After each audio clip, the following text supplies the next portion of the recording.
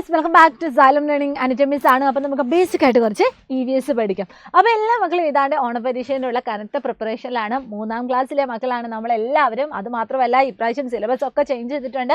അപ്പോൾ എങ്ങനെയാണ് ക്വസ്റ്റ്യൻ വരുന്നതെന്നൊന്നും നമുക്കറിയില്ല അല്ലേ. അപ്പോൾ മാക്സിമം ക്വസ്റ്റ്യൻസ് നമ്മൾ ചെയ്ത് പഠിക്കാൻ വേണ്ടി പോവുകയാണ്. അപ്പോൾ ഇന്ന് മിസ് വന്നിരിക്കുന്നത് ഇതുപോലെ തന്നെ പ്രധാനപ്പെട്ട കുറച്ച് ക്വസ്റ്റ്യൻസുമായിട്ടാണ്. അപ്പോൾ മക്കളെല്ലാവരും കണ്ടു നോക്കുക. മാക്സിമം നിങ്ങൾ സ്കിപ്പ് ചെയ്യാതെ മുഴുവനായിട്ട് കാണുക. അതുപോലെ തന്നെ നിങ്ങൾ നിങ്ങളുടെ ഫ്രണ്ട്സിന് അയച്ചു കൊടുക്കുക കേട്ടോ. ഒന്നാമത്തെ ചോദ്യം എന്താണ്? Find the situation from the picture that spread diseases. അതായത് രോഗം പകരാനുള്ള ഏതൊക്കെ സാഹചര്യങ്ങളാണ് ചിത്രത്തിൽ നിന്ന് കണ്ടെത്താൻ സാധിക്കുന്നത്? ഈ ചിത്രം ഒന്ന് നോക്കിക്കേടാ. നിങ്ങൾക്ക് ഇവിടെ ഒരു ഫിഗർ കാണാൻ വേണ്ടി പറ്റുന്നുണ്ട്. ആ ഫിഗറിൽ എന്താണ് കാണാൻ പറ്റുന്നത്? അതായത് നല്ല വൃത്തിയുള്ള സ്ഥലമാണോ അല്ലെങ്കിൽ വൃത്തികേടായിട്ടുള്ള സ്ഥലമാണോ? ഒട്ടും വൃത്തിയില്ലാത്തൊരു സ്ഥലമാണ് അല്ലേ. ഇവിടെ ഇതാ ഒരു മൊസ്കിറ്റോ ഉണ്ട്, അതായത് ഒരു കൊതുകിനെ നമുക്ക് കാണാൻ വേണ്ടി പറ്റുന്നുണ്ട്. പിന്നെ ഇതാ നമ്മുടെ വാഹനങ്ങളുടെ ടയറൊക്കെ ഇവിടെ ഇങ്ങനെ അലക്ഷ്യമായിട്ട് ഇട്ടിട്ടുണ്ട്. കുറച്ച് പ്ലാസ്റ്റിക്കുകളൊക്കെ ഇങ്ങനെ കൂട്ടം കൂട്ടി ഇട്ടിട്ടുണ്ട്. അങ്ങനെ ഒരു വൃത്തിയില്ലാത്ത ഒരു ചുറ്റുപാടാണ് നമുക്കിവിടെ കാണാൻ വേണ്ടി പറ്റുന്നത്. അപ്പോൾ രോഗം ഇങ്ങനെ വരാനുള്ള ചാൻസ് ഈ ഒരു പ്രദേശത്ത് വളരെ കൂടുതലാണ്. അപ്പോൾ ഇങ്ങനെ രോഗം പകരാനുള്ള എന്തൊക്കെ സാഹചര്യങ്ങളാണ് ഇവിടെ കാണുന്നത് എന്നാണ് നമ്മുടെ ചോദ്യം. അപ്പോൾ നമുക്ക് നോക്കിയാലോ. There is a sewage stagnant ditch is seen in the picture and it help to breed mosquito and house flies.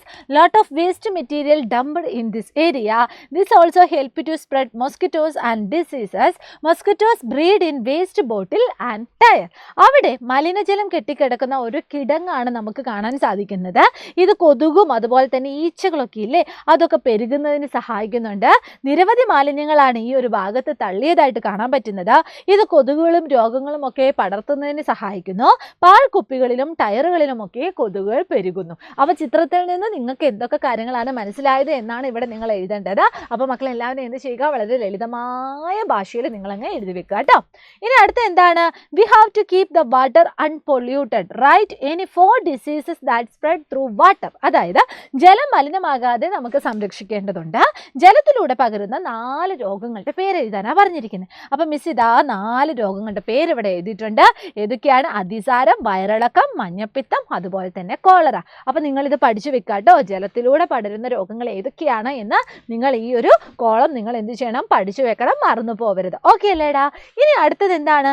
എന്തെല്ലാം ശുചിത്വശീലങ്ങളാണ് നമ്മൾ പാലിക്കേണ്ടത്? എന്തെല്ലാം ശുചിത്വശീലങ്ങളാണ് പാലിക്കേണ്ടത്?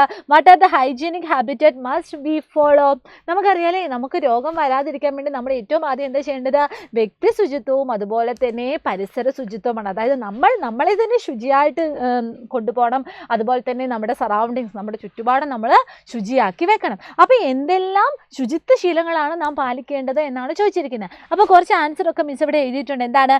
ദിവസവും കുളിക്കണം, നഖങ്ങൾ മുറിക്കണം, ഭക്ഷണം കഴിക്കുന്നതിന് മുമ്പും ശേഷവും കൈകളും വായും കഴുകണം, രാവിലെയും രാത്രിയും പല്ല് തേക്കണം, വൃത്തിയുള്ള വസ്ത്രം ധരിക്കണം, ടോയ്ലറ്റ് ഉപയോഗിച്ച ശേഷം കൈകൾ സോപ്പ് ഉപയോഗിച്ച് കഴുകണം, ഭക്ഷണം എടുക്കാൻ വൃത്തിയുള്ള പാത്രങ്ങൾ ഉപയോഗിക്കണം, അടച്ച പാത്രത്തിൽ ഭക്ഷണം സൂക്ഷിക്കണം, കുടിക്കാൻ തണുത്ത തിളപ്പിച്ചാറിയ വെള്ളം ഉപയോഗിക്കണം, പുറത്തു പോകുമ്പോൾ എന്താണ്? നമ്മളെ ചെരുപ്പിടണം, തുമ്മുകയോ ചുമയ്ക്കുകയോ ചെയ്യുമ്പോൾ തൂവാല കൊണ്ട് മൂക്കും വായും എന്ത് ചെയ്യണം?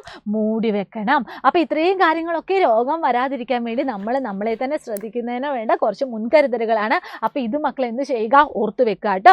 അപ്പോൾ നമ്മൾ കുറച്ച് കാര്യങ്ങളാണ്, ബേസിക് ആയിട്ടുള്ള കാര്യങ്ങളാണ് നമ്മൾ പഠിച്ചത്. അപ്പോൾ ഇതും നിങ്ങൾ എന്ത് ചെയ്യണം? പരീക്ഷയ്ക്ക് പോകുന്നതിന് മുമ്പ് നല്ല രീതിയിൽ ഒന്ന് പഠിക്കുക.